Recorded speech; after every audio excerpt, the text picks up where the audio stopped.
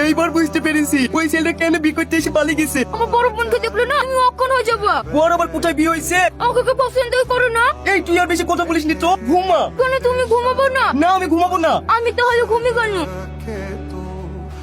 এই সফি, ভাই আমি কি ভুল করেছি? ফুটের মতো চেয়ারা ইয়াকে খুব বি করে। তুই সংসার করা লিখবি করছিস নাকি? তাড়াতাড়ি গাড়ি থেকে গয়নাগুলো খুলে নিয়ে পালিয়ে আয়। আমার ভীষণ ভয় লাগছে। তোর দ্বারা কিচ্ছু হবে না। ঠিক আছে, দরজাটা খুলে দে, আমি আসছি।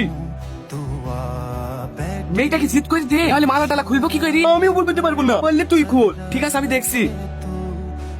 আরে বাবা রে, তুমি কালো একবার কি আছে না? এই রাতে এত রাতে ঘরে করছি চুরি করতেছ না?